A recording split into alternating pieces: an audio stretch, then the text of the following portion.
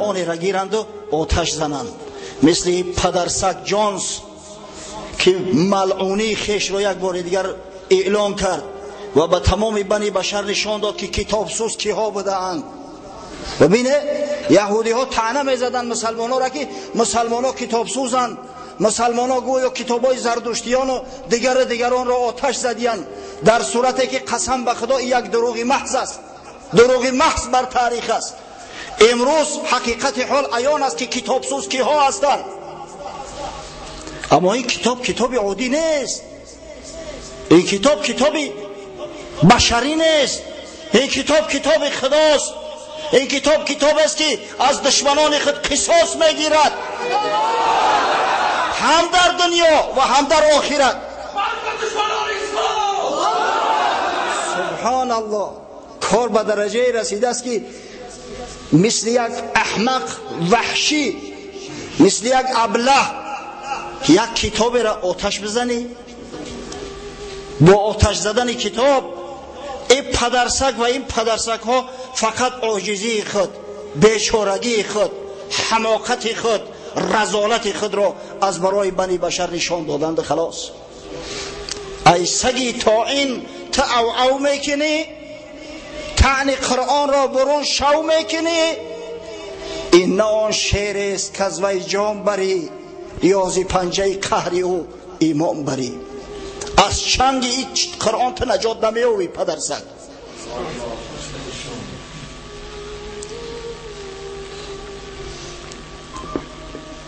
استدعا میکنیم پروردگارا سزای عمل او کسایی را که قرآن ترا آتش میزنند، سزای عمل او کسای ملعون را که نسبت کتاب بزرگ و کلام بزرگی تو اهانت میکنند در همین دنیا ده، تا برای دیگر دشمنان، برای دیگر رذیلان نمونه عبرت گردد. آمین یا رب العالمین.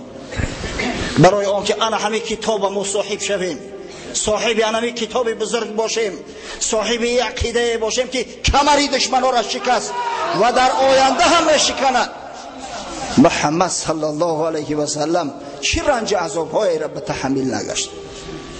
شخصی را که عزیز قریش بود، شخصی را که فرزند سرکرده قریش بود، شخصی را که امین قریش بود، بعد از او که کلام حق خواست ابلاغ کند رساند، مورد چی شکنجه های قرار دادن، چی عذاب های به سرش آوردن.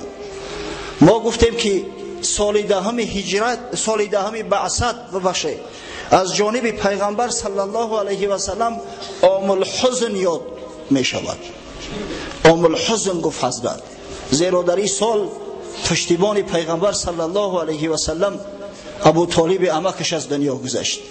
همچنین مادر مؤمنان عزیز دل رسول الله صلی الله علیه و سلم غمگسار حضرت بی خدیجه مادرمان دنیای فانی را بدرود گفت. بعد از این مشکلی و مشقت ها به سر حضرت رسول الله صلی الله علیه و سلم مثل باران باریدن گرفتند. بار هنگام نماز گزاری در نزد خانه کعبه یک پدر سوخته رزیل یک مشت خاک گرفته در سر مبارک حضرت چاشان. قدرتی با او بحث و مباحثه کردن که نداشتند، قدرتی به سخنهای راستش پاسخ گفتن که نداشتند، مثل یک احمق، مثل یک رذیل یک مشت خاک گرفته در سر حضرت صلی الله علیه و سلم چاشان. مثل این رذیلایی که امروز قرآن سوزی میکنن. حضرت به خانه آمد، وقتی دختراش حالت دیدم، پدرش و بسیار شخصی بزرگ، شخصی متبرک، شخصی معتبر گریان شدند. حضرت گفت تا زمانی که ابو طالب زنده بود قریش جرأت نمی‌کردند. از وقتی که ابو طالب از دنیا رفت این پدر سوخته ها امروز جرأت پیدا کردند، این کار نسبت ما روا دیدند. امام بخاری روایت میکند از حضرت عبدالله ابن مسعود رضی الله عنه، صحابی بزرگ پیغمبر، کان نبی صلی الله علیه و سلم یصلی عند البیت و ابو جهل و اصحاب له جلوس. باره میگوید پیغمبر خدا صلی الله علیه و سلم در نزد خانه خدا نماز میگذارید، در صورتی که ابو جهل ملعون همراه رفیقاش، همراه کمپانیونهاش در نزد خانه خدا نشسته بود. اذ قال بعضهم لبعض ایکم یجیء بسلا جزور بنی فلان فیضعه على ظهر محمد صلی الله علیه و سلم اذا سجد.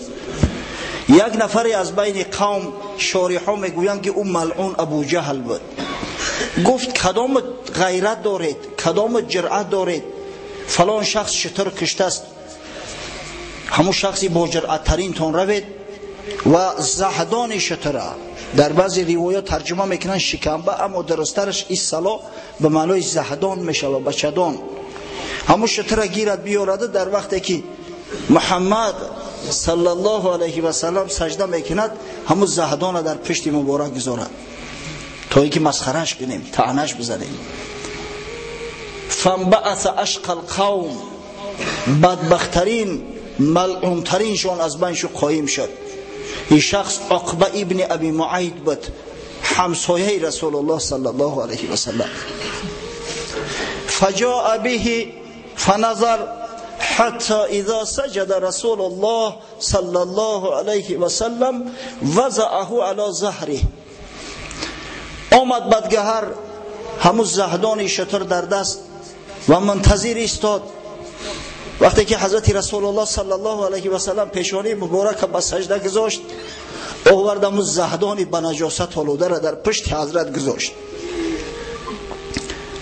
حضرت عبدالله ابن مسعود میگوید و انا انظر لا اغنی شیئا، من نگاه میکردم، میگه ده چشمم بوم برین، چشمم کشاده، اما زورم نمیرسید، من یک پا بوم بدم. در مقابلم قریشی های اشراف ایستاده بودند، هر کدامش عسکر لشکر داشت، از دست من بیچاره هیچ کار نمی آید.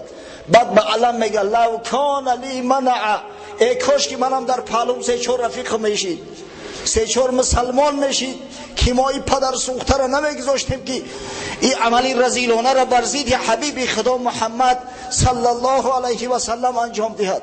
لو کان لی منع.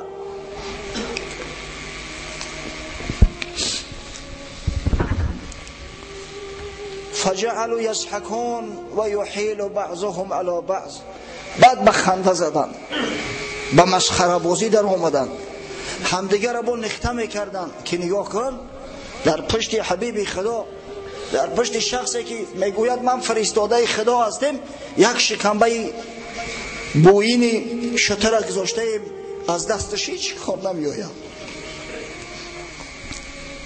و رسول الله صلی الله علیه و سلم ساجد لا یرفع رأسه. حضرت میگه سر در سجده موندگی دیگه سرش نبرداشت از شدت رنج علم. این کسایی که را کردن همسایه هاش بدن، خیش اقرباش بدن، هم قوم هاش بدن.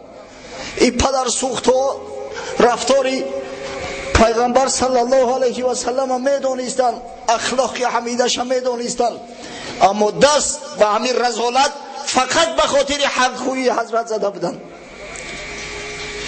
حتی جاءته فاطمه رضی الله عنها فترحت عن ظهره، تا اینکه بی فاطمه زهرا آمد و همون زهدان نجاست آلود از پشت بدر گریان گرفته دور پرتافت. بعد حضرت سری مبارک برداشت، پیشانی را برداشت، پیش خدا التجا کرد.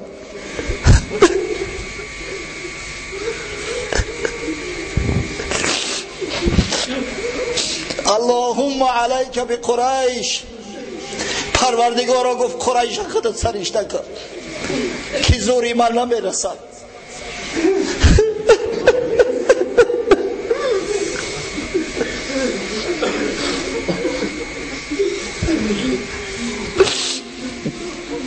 اللهم علیک بقریش. وقتی میگه حضرت این سخن گفت براشون بسیار مشکل افتید، زیرا از دعای حضرت میترسیدند. این پدر سگا میدانستند که این شخصی معصوم وقتی دعا کنه دعاش اجابت میشود. خاصتا در چنین موضع مثل خانه خدا کعبه. و حضرت که رحمت عالمیان است، قسم به خدا اگر حضرت همی سخن تکرار میکرد خداوند قریش نیست نابود میکرد، تخمش باقی نمیگذاشت، ترحم به کودکای نابالغ شوهرانه میکرد. اما حضرت که رحمت عالمیان است، از میان قریش همون شخصایی را که جنایتکار بودند، همون شخصایی را که به این جنایت دست داشتند، حضرت یک نامبر کرد. اللهم علیک بأبی جهل و علیک بعتبة بن ربیعه و شیبة بن ربیعه و الولید بن عتبه و امیة بن خلف و عقبة بن ابی معیط و عمارة بن الولید. نام 7 پدرسگا خان که پروردگار همین شخصا را 7 نفر خود سرشته کرد. قدرت ندارم، من عاجز هستم، اما تو توانای خدای بزرگ اینا را گفت سرشته کن تا برای دیگران درس عبرت باشد. حضرت عبدالله ابن مسعود سوگند یاد کرده، والذی نفسی بیده، قسم به خدای گفت که جان محمد در قبضه قدرت اوست. لقد رأیت الذین عد رسول الله صلی الله علیه و سلم سرعا فی القلیب، قلیب بدر. قسم به خدا گفت همه کسایی را که حضرت رسول الله صلی الله علیه و سلم نامبر کرد همه شدید مثل سگ کشته شدند و در جنگ بدر همش در یک خندق برده و انداخته شدند. دعای پیغمبر از بمب اتمی خرابی آورتر است. تا دل مرد خدا نامد به درد، هیچ قومی را خدا رسوا نکرد. امروز ما هم 1.5 میلیارد مسلمان هستیم. پروردگارا در این ساعت که ساعت اجابت دعاهاست، این جانس ها، پاستر جانس ها و او پدر سوخته هایی را که اینا را دستگیری میکنن، حمایت میکنن، به سزای عملشان رسان، تا که برای کافرها و برای دشمنای اسلام یک نمونه عبرت گردد که هرگز جرأت کرده و دست منحوس خیش را بالای قرآن دراز نکنند. آمین یا رب العالم.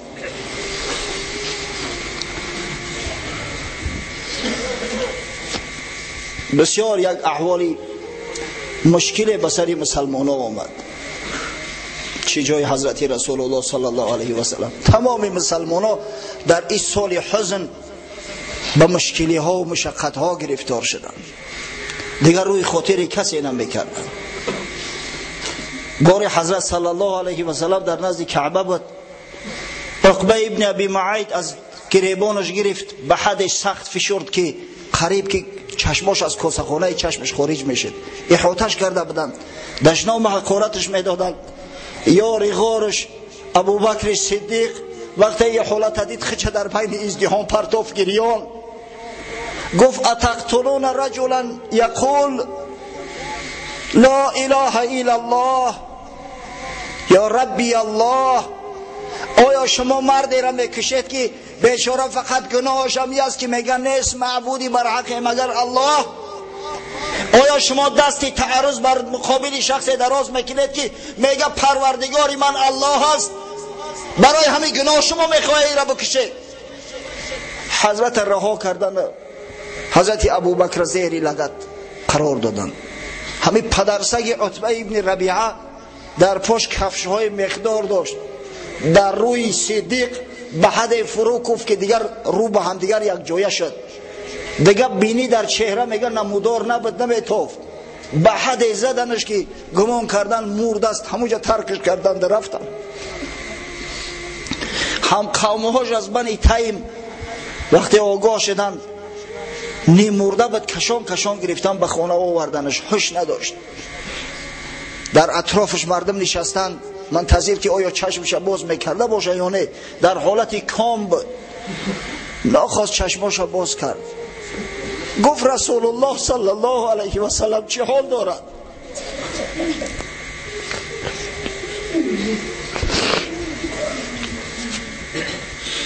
گفتن بدبخت ببین جان خودش در عذاب قریب میکشتنش، فکری خود چنه میکنه و چشماش باز کرده است از محمد سوال میکنه. مزامت دشنام زیادش کردن. مادرش گفتن کوشش که یگان طعام در حلقش انداز که از گرسنگی نمیبرد. در این حال بسیار احوالش بد است. بیچاره مادرش ام الخیر نزدش آمد که بچه جان بگی طعام بخه کمتر. گفت قسم به خدا تا زمان نفهمم که با دوستی من محمد صلی الله علیه و سلم چه واقعه رخ داده است و آیا تینج هست سالم هست یگان لقمه را به زبان نمیگیرم به دهان نمیگیرم. مادرش حیران شد. گفت من از کجا بفهمم که دوستی تا چه حالت دارد؟ گفت نزد ام جمیل دختری خطاب خواهر حضرت عمر رو. گفت از ام جمیل سوال که ام جمیل از حالش با خبر است. مادر صدیق ام الخیر نزد ام جمیل اومد. گفت پسرم از محمد صلی الله علیه و سلم سوال میکند که چه حال داشته باشد. من نمیدونم محمد در کجاست، کمکم کن.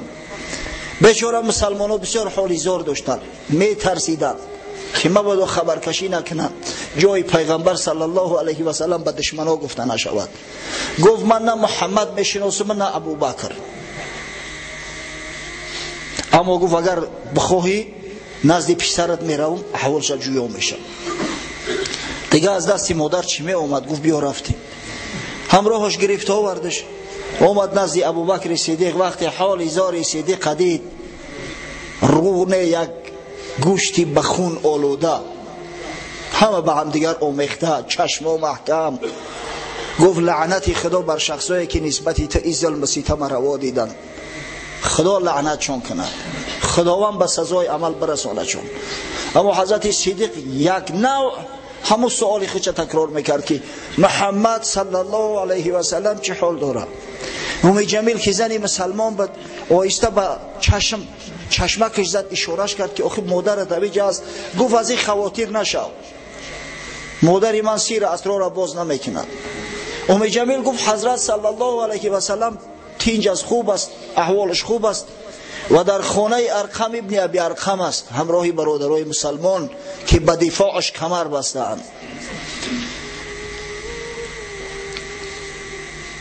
صبر کردن. وقتی که شب شد مشرکین قریش به خواب رفتن، به خانه ها که پراکنده شدن. این دو زن از دو جانب حضرت ابوبکر که دیگه قدم زده نمیتونست گرفتند آوردندش به خانه ابن ابی ارقم. تا زمانی که رسول الله صلی الله علیه و سلم به چشمش ندید دلش آرام نگرفت.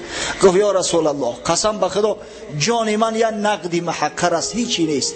مادام که تو سالم هستی بعد از این قسم به خدا گفت اگر خداوند امانت چم که قبض کند من پروایی ندارم و باکی ندارم. خدا تو را نگه بدارد برای ندای حق، برای رسانیدن کلام حق به بندگانش. بار حضرت صلی الله علیه و سلم نزد خانه بود. جامعه پشمینی خودش در زیر سرش گذاشته بوده، بالای همون سرش مانده و پینک میرفت که حضرت خباب ابن ارت صحابه پیغمبر صلی الله علیه و سلم نزدش آمد. اما شخصی که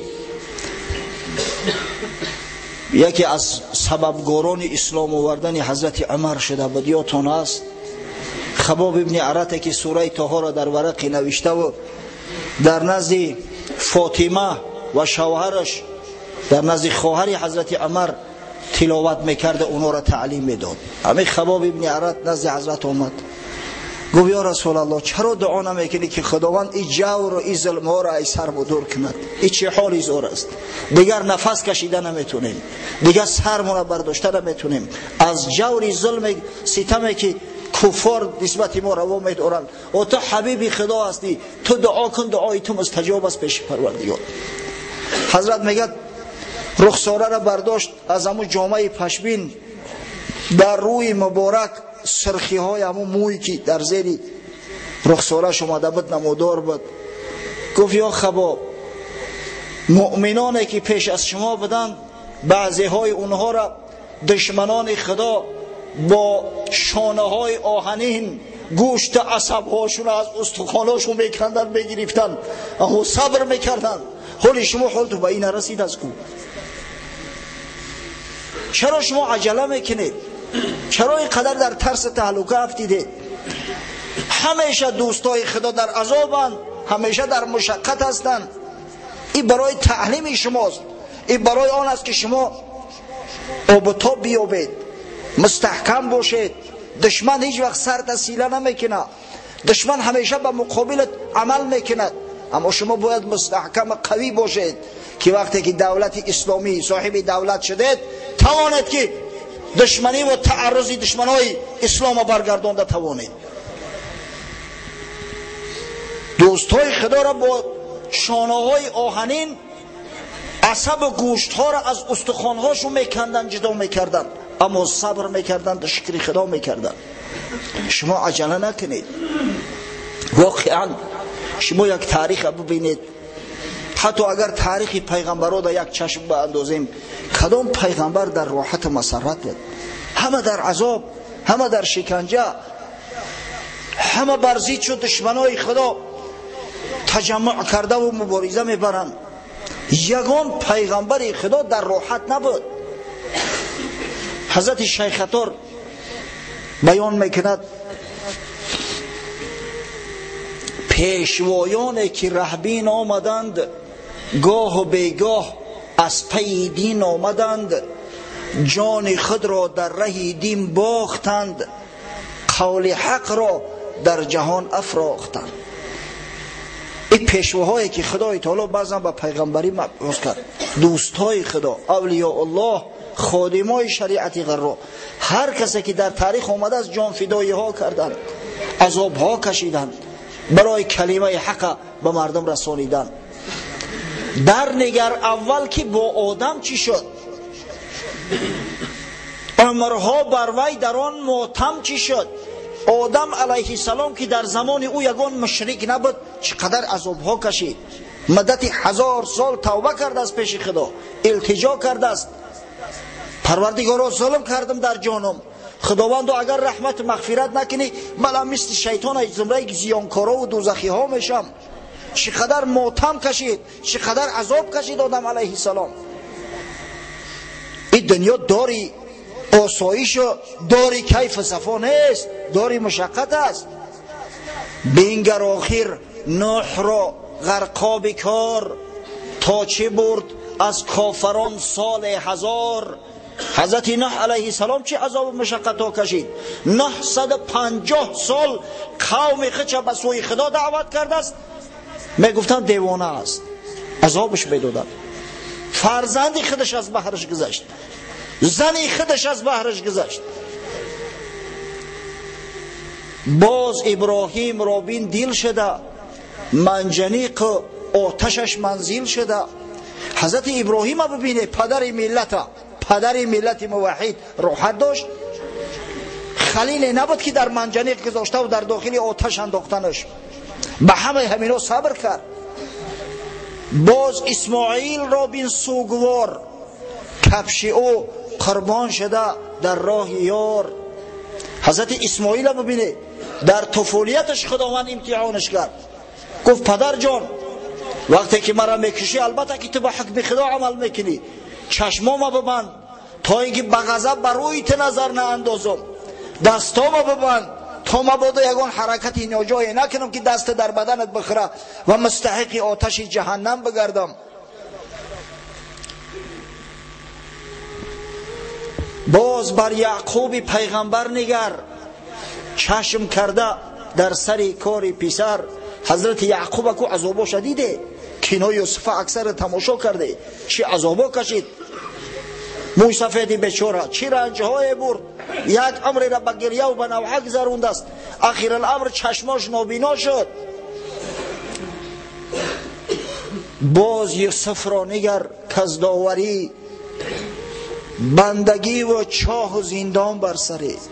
حضرت یوسف بینه تا زمانی که عزیزی مصر شود چی عذابایی را کشید، از خورده امتحان خدا سر شد. تا زمان خداوند بنده را امتحان نکنه به مرتبه و به منزلت های بلند نمیرسونش.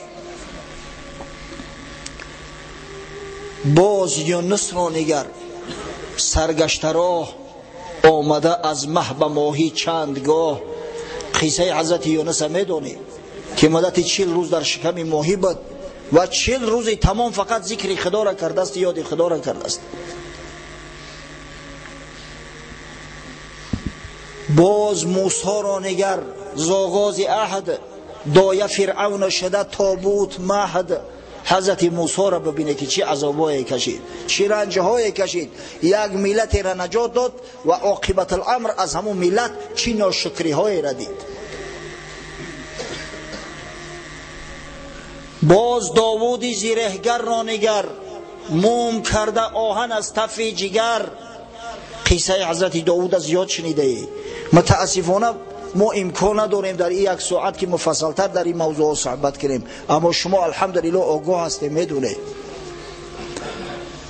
باز بینگر که سلیمان خدیو، ملک او برباد چون بگریفته. اشاره به آن است که چنو خاتم از دست حضرت سلیمان یک جین صاحب شده، چند مدت دعوای سلیمانی کرد و حضرت سلیمان چی عذاب و چی رنجهای را متحمل گشت. اگر چند شاهزاده بود، اگر چند خود شاه بود، اگر چند خداوند حکومتی تمام جنها را در اختیارش داده بود. باز زکریا بین که دل در جوش شد، اره در سر دم نزد خاموش شد. باز یحیی را نگر در پیش جمع، سر بریده زار در تشت چشم. قصه حضرت زکریا و یحیی را میدونه که هر دو شهیدای راه خدا هستند، هر دو به شهادت رسیدند. یحیی علیه السلام سرش بریدن، در بالا یک پدناس موندن، به پادشاه یهود هدیه فرستادن. به هیرودس پادشاه یهود هدیه فرستادن. باز عیسی را نگر کس پایدار، شد هزیمت از جهودان چند بار. باز بینگر که سری پیغمبران، چی جفا و جبر دید از کافران.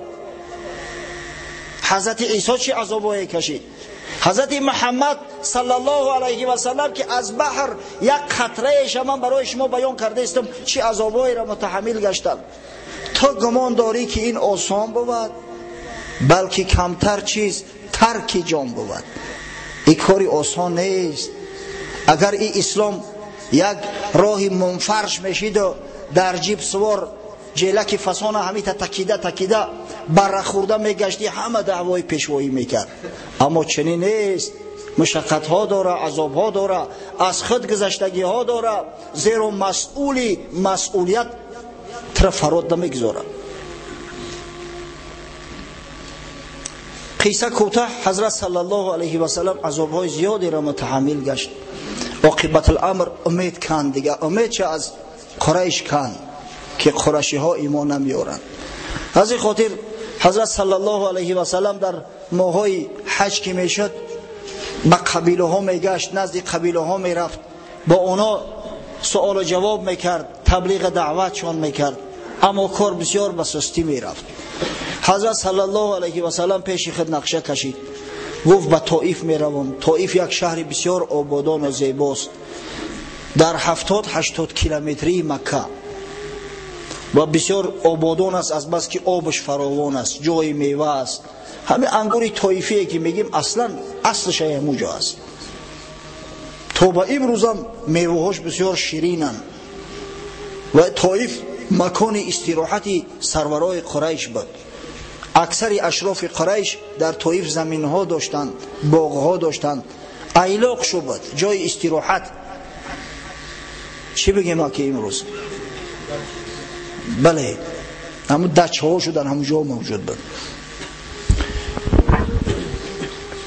و در طائف بنی ثقیف، قبیله بنی ثقیف زندگی میکرد. پیغمبر خدا صلی الله علیه و سلم نقشه کشید، گفت اگر بنی ثقیف مرا با پیغمبری قبول کنن، بنی ثقیف بسیار مردم جنگجو هستند، جسور هستند، تابع سروراشو هستند. اگر سردارای اونا اسلام قبول کنند، همش انشاءالله قبول میکنن. فقط به همین خاطر همراه فرزند خواندش زید ابن حارثه که یک زمان در خوردی پیغمبر صلی الله علیه و سلم این غلام بچه را فرزند خود خوانده و این قبل از اسلام بود، آزادش کرده بود. عازم طایف شد، در راه به هر قبیله می رسیدند دعوتشان میکردند تا اینکه عاقبت الامر وارد شهر طایف شدند. این واقعه در ماه شوال در سال دهم بعثت جناب سرور عالم صلی الله علیه و سلم است که به سال 620 میلادی موافق می آید. حضرت آمد در طایف 3 برادر بودند. عبدیالیل، مسعود، حبیب، فرزندان عمرو ابن عمیر ثقفی. این 3 نفر سروری ثقیف بودند، سرداری طایف بودند. اول پیش همی برادرها آمد در نزدشون نشست، گفت من پیغمبر خدا هستم، من برای دعوت شما آمدم، اگر خداوند هدایت تو کنه، اگر شما اسلام قبول کنید، نام شما در تاریخ به نیکی یاد می شود. نام شما را همچون مسلمانای عهد اول و همچون صحابگان پیغمبر صلی الله علیه و سلم ذکر میکنند. اما اگر شما این شرایط این امکان استفاده نبرید، شاید نامتون یاد شود اما فقط به لعنت، به تکذیب.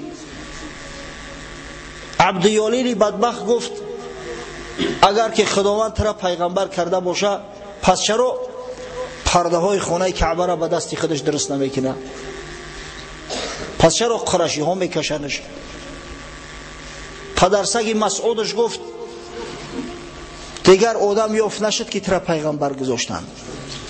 چرا یتیم عبدالله پیغمبر میشد است؟ مثلا من نه، مثلا ابو سفیان نه، ابو سفیان ابن حرب. حبیبش گفت من به تو سخن نمیگویم، زیرا اگر تو پیغمبر باشی من قدر منزلت آن رو دارم که با یک پیغمبر رو برو ایستاده و صحبت کنم. اما اگر دروغگو باشی، با دروغگو سخن گفتن حیف است. حضرت دید که از اینا هیچ دیگه صدایی نیست، هیچ امیدی نیست، از جاش خیست. گفت به هر حال همین صحبت امروزه مورد سیر است، آشکار نکنید. اما پدر سوخته ها حتی همین خواهش پیغمبرم رعایت نکردن، در بین شهر طایف جار زدن. حضرت مدت 10 روز در طایف سکونت اختیار کرد، دل شکسته نمیشد، زیرا فرمان از جانب خداوند بود. دل شکسته نمیشد، بعضیا دشنامش میدادن، بعضیا از پیشش میراندن، اما حضرت گردن کج کرده و نزدیک یک تمامی سرورای ثقیف نزدشان رفت و به سوی خدا دعوت کرد. ببینید کار چه خیلی مشکل است. بعدا دید که هیچ مراد حاصل نیست، از این گذشته دیوانه ها و احمق ها و کودک ها را جمع کردن، ثقفی ها بر ضد پیغمبر صلی الله علیه و سلم الانیدن، کشکش شدن، مثل که سگ کشکش میتی. سنگ ها در دست پیغمبر صلی الله علیه و سلم نیت خارج شدن از طایف داشت که در راه از ده جانب ایستاده و حضرت زیر سنگ ملامت دشنام قرار دادن. زید ابن حارثه بیچاره با بدنش پیغمبر صلی الله علیه و سلم میپوشاند، سرا همه کفید، همه در خون آغشته، اما چند نگه میداری آخی؟ چندین سنگش در بدن مبارک حضرت صلی الله علیه و سلم اصابت کرد، پاها به خون آغشته. وقتی که پای مبارک در زمین میگذاشت، زمین پر از خون میشید، از تمام بدن خون جاری بود. دید که وضعیت بسیار بد است.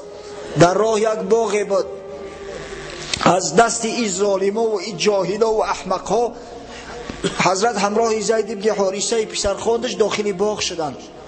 وقتی که اینا در باغ داخل شدند، بعد کودکان و دیوانگان و اخران و احمقان بعد قفا گشتند.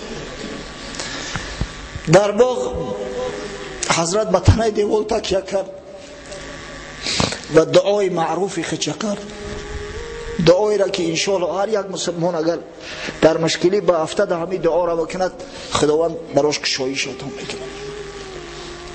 حضرت که بسیار بسیار دل مانده شده بود، جانش به لبش رسیده بود،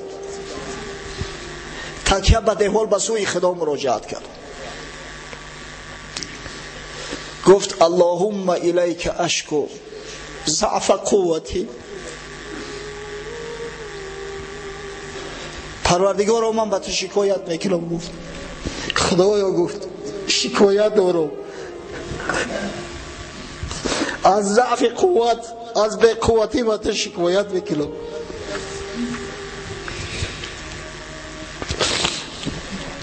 اللهم الیک اشکو ضعف قوتی و قلت حیلتی و هوانی علی الناس. از ضعف قوت، از بی‌علاجی، از اینکه از دستم هیچ کاری نمی آید، از خار و ذلیل شدن پروردگارا شکایت میکنم. این چه حالی زار است ای خدای بزرگ، ای خدای توانا، یا ارحم الراحمین، انت رب المستضعفین و انت ربی الی من تکلنی. ای پروردگاری که گفت رحمت عالمی ها هستی، و پروردگاری همه همین مستضعفاتی، حامی همه همین ضعیفات هستی، حامی و پروردگاری من تو هستی. تو مرا با کی گذاشتی؟ با کی؟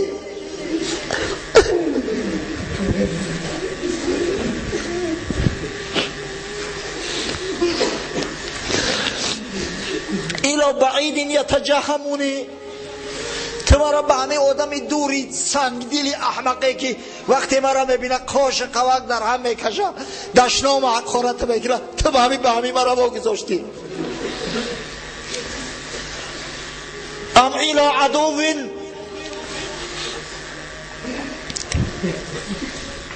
تو مرا به دشمنان باقی گذاشتی پروردگارا که تو خودت قوت شان دادی. این قوتی تو از نباشه از دست اونا هم کاری ساخته نیست. پس شکایت دارم خدایا، شکایت دارم.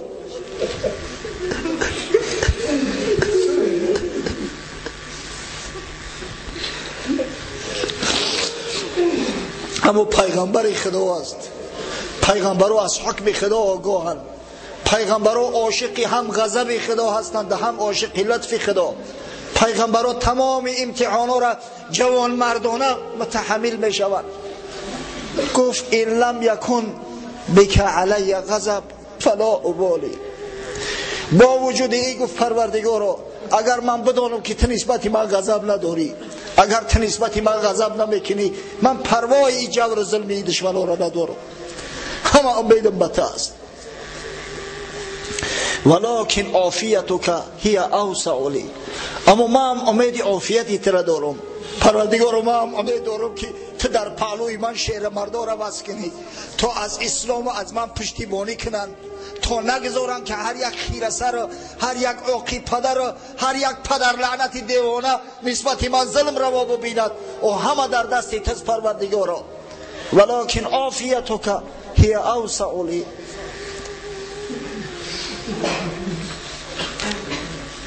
لك العتب حتی ترضى ولا حول ولا قوة الا بك. پروردگارا گفت همین قدر در پیشت گریه و التجا میکنم تا زمانی که راضی شوی که من شکایت کردم. قوت توانایی همه است. تو هستی که شخصی را یا قوم و ملتی را بزرگ توانا میکنی و تو هستی که قوم یا شخصی را خار و ذلیل بگردانی. لا حول ولا قوة الا بك. همه در دست است. باخ با همو عتبه ابن ربیعه و شیبه ابن ربیعه این دو ملعون ظالم متعلق بود. همو شخصایی که نسبت پیغمبر صلی الله علیه و سلم جور میکردند. همو عتبه که ابوبکر صدیق در روش بلغت میزد. وقتی که عتبه و شیبه دیدند احوال پیغمبر صلی الله علیه و سلم، حضرت گمان نمیکرد که عتبه و شیبه از یک گوشه نگهش دارند. گریه رخسارش وقتی دیدند حتی همین دشمنای خدا قلبشون نرم شد، دلشان سوخت. یک غلامی نصرانی داشتن با نام عداس، گفتن در یک طبق انگور بگیر نزد محمد صلی الله علیه و سلم بر اندک از همون انگور استعمال کنن. عداس در طبق انگور را گرفت نزد حضرت اومد، التجا کرد که از همین انگور استعمال کن.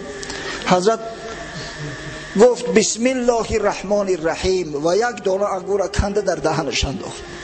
عداس گفت این مردم این سرزمین بسم الله الرحمن الرحیم نمیگویند، خدا را بر رحیمی و بر رحمانی یاد نمیکنن، باری اول از دهن تو میشنوم.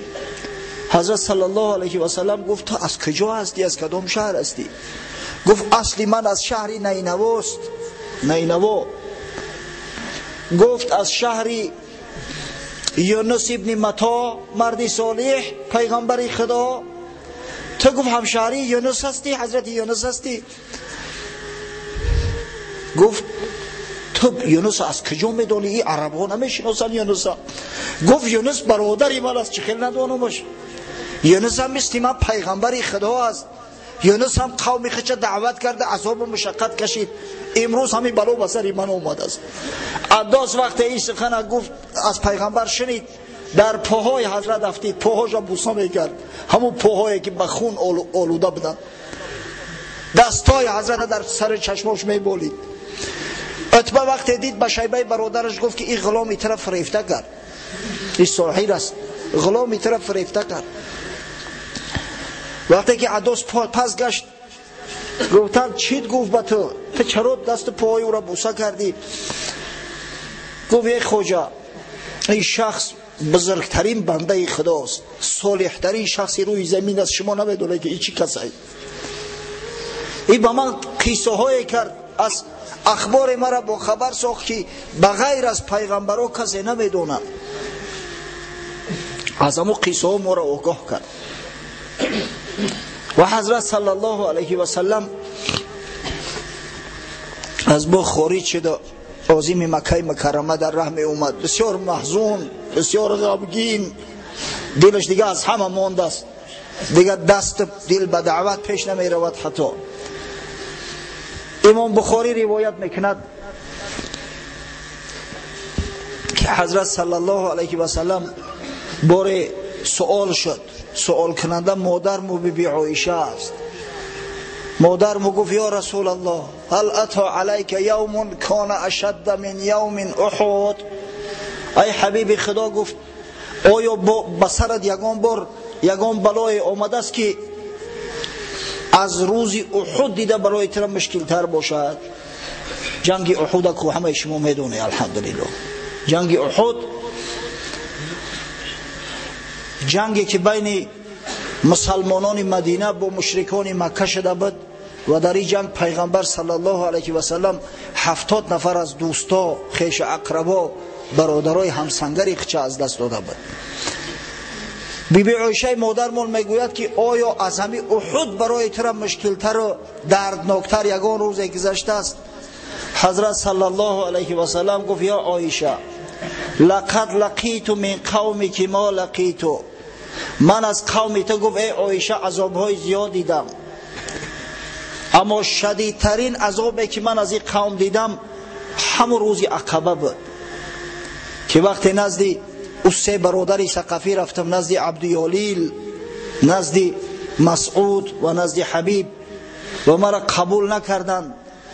و وقتی که او بدگهرا ظالما نسبت من ظلم روا دیدن، به خون آلودم کردند، فانطلق و انا مهموم علی وجهی. حضرت میگه من از با خارج شدم، دیگر سرم خم، سر محتونه برداشتم از غم و غصه که بالا مستولی شده بود.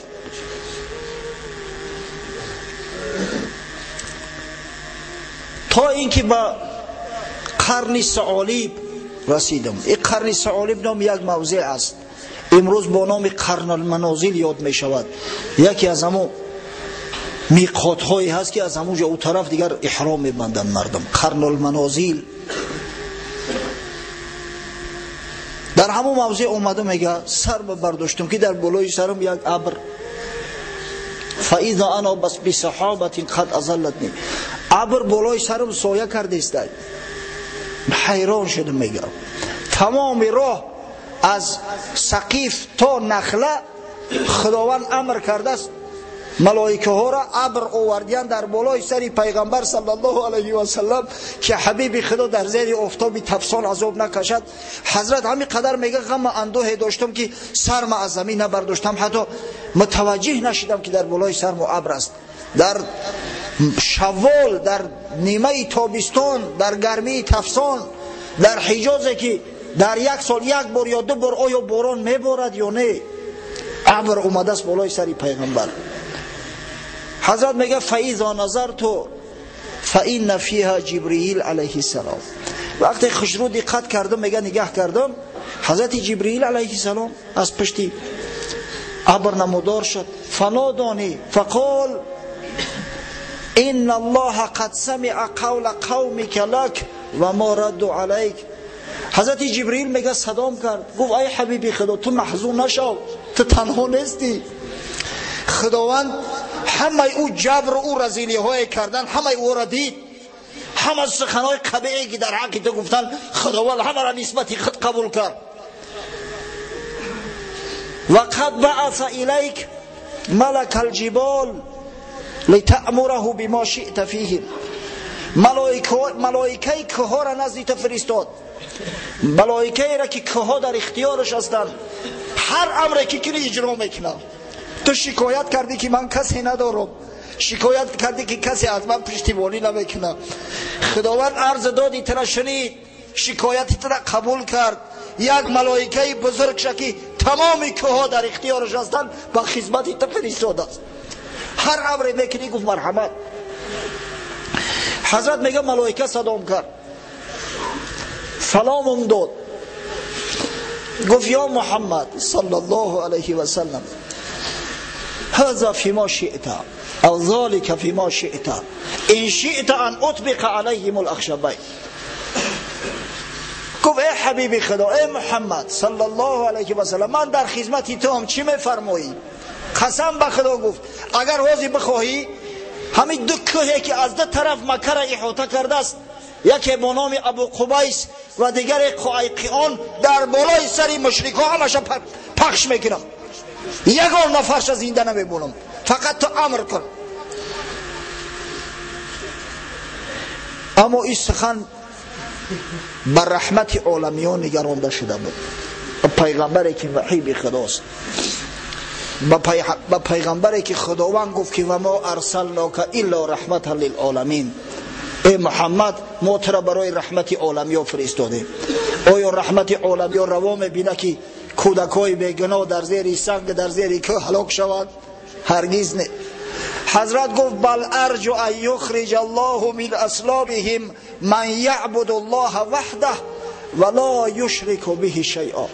گفت من فقط همین یک آرزو دارم از خدا، یک امید، یک تمنا دارم از پروردگار بزرگ که الله ذوالجلال از صلب همین پدرای کافر فرزندان صالح با ایمان به دنیا آورد که فقط عبادت خدا را کنند و در عبادت خدا کسی و چیزی را شریک نسازند.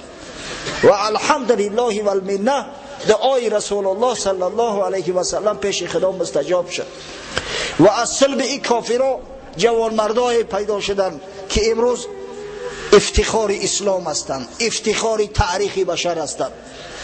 همین بشرافتی دعای حضرت صلی الله علیه و سلم بود که رحمت عالمیان است.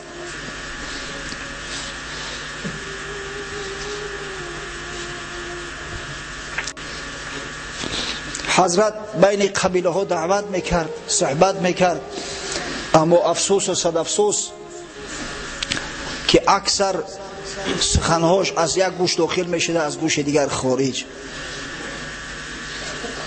خب این قصه را ببخشه که تا آخر نه آوردیم. حضرت در نخله اومد، شخصی که از مکه خارج شده است دیگر امکانی داخل شدنی به مکه را نداشت، میتونستن قتلش کنن. هر شخصی که ملاقاتش میکرد میتونست که قتلش کنن. حضرت در نخله چند روز سکونت اختیار کرد. در این مدت زید ابن حارثه را فرستاد نزدی 3 نفر، 2 نفر تکلیف حضرت رد کردند. حضرت از اونا کمک خواست، پشتیبانی خواست که من با پشتیبانی شما داخل مکه شوم، بر جان من ستم نشود. 2 نفر که یکیش سهیل ابن عمرو است، انکار کردن، قبول نکردن. اما یک نفر از بین اونا با نام مطعم ابن عدی، مطعم ابن عدی ابن نوفل ابن عبدالمناف، که در عبدالمناف با رسول الله صلی الله علیه و سلم یک جایه می شوند. همین مطعم ابن عدی قبول کرد. گفت به دل جان، اگر چنده که دین اسلام قبول نکرده بود، به فرزنداش امر کرد، گفت سلاحای ختونه بپوشه و تمام قومش برداشت. بنی نوفل همه را به پا خیزاند، سردار شد. گفت شما آیا آماده هستید که در راهی برای سخن من جان فدایی کنید؟ گفتم بله. پس گفت اسلحه‌تون را بگیرید. من به محمد پناه دادم، پناه سیاسی دادم. حضرت تا زمانی که مطعم ابن عدی رضایت خیش رو براش داد، در نخله بود. بار هنگام نماز خواندن خداوند یک عده از جنها را هدایت کرد. از راه میگذشتند، صدای تلاوت قرآن به گوششان رسید و چنان مجذوب شدند این جنها که ایمان آوردند به محمد صلی الله علیه و سلم. و قصه ایمان آوردن اونا در سوره جن روایت شده است. اعوذ بالله من الشیطان الرجیم قل اوحی الی انه استمع نفر من الجن فقالوا انا سمعنا قرآنا عجبا. بگو ای حبیبی من، ای محمد صلی الله علیه و سلم، که خداوند به من وحی فرستاد، خدا به من وحی فرستاد که یک عده از جنها وقتی که تلاوت شیرینی تر از قرآن عظیم شأن شنیدن، گفتن عجب قرآنه، چیز کلام شیرینه، چی کلام جاذبه. یهدی الی الرشد فآمنا به ولن نشرک بربنا احدا. این کلامی هست که انسان به سوی رشادت، به سوی بزرگی، به سوی پاک منظری دعوت میکرده است، به سوی حق دعوت میکرده است. پس ایمان آوردیم به آن، به الله همچو معبود و به محمد صلی الله علیه و سلم همچو رسول او. فلن نشرک بربنا احدا. پس هرگز به خدای بزرگ شرک نمیاریم. چرا خداوند پیغمبرش خبر کرد؟ زیرا گفت که ای حبیبی من اگر لازم شوه لشکرم زیاد است، تمام دنیا لشکری من است، همه را به کمکی تو میخیزانم، تو ذره محزون نباش. بعد این خوشخبرها و بعد این بشارت هایی که از جانب خداوند به محمد صلی الله علیه و سلم رسید، حضرت دیگر چنان دلشاد شد که باز همون عزم و جذب پیشینه در بدنش پیدا شد. باز برای در آینده دعوت کردن مردم آماده و حاضر شد. و مطعم ابن عدی را با فرزنداش آمدن، حضرت گرفتن، یک راست نزد خانه کعبه بردن. مطعم نعره زد در بین قریش، گفت من محمد پناه دادم، هر کسی که نسبت محمد جبر کرد نسبت من کرده است، من بر ضدش میخیزم. مطعم ابن عدی قبل از فتح مکه، حتی قبل از جنگ بدر از دنیا رفت است، به ایمان رفت. اما همین کاری خیری کردگیش چنان در ذهن پیغمبر نشسته بود که وقتی که در زمان جنگ بدر کفار مقدار 70 نفر از کفار قریش به اسارت غلطیدند، حضرت گفت قسم به خدا اگر مطعم زنده میشد، اگر همینا را از من میخواست، همش آزاد میکردم. پس ببینه که کاری خیر فراموش نمیشه. برادر، این یک چند نکته بود از رنج عذاب‌هایی که حضرت صلی الله علیه و سلم در راه تحکیم اسلام، در راه ترویج علم قرآن متحمل گشته است و کشیده است. من به شما رساندم همه اخبار صحیح، اخبار درست، هر چی که گفتم کتاب‌ها را نامبر کردم. متاسفانه به سبب بعضی کتاب‌هایی که افسانه‌شو از حقیقتشو بیشتر است، مثل درة الواعظین و امثال اینا، در میان مردم ما همه قصه های بر دروغ بسیار رواج یافته است. بس است بچه‌ها،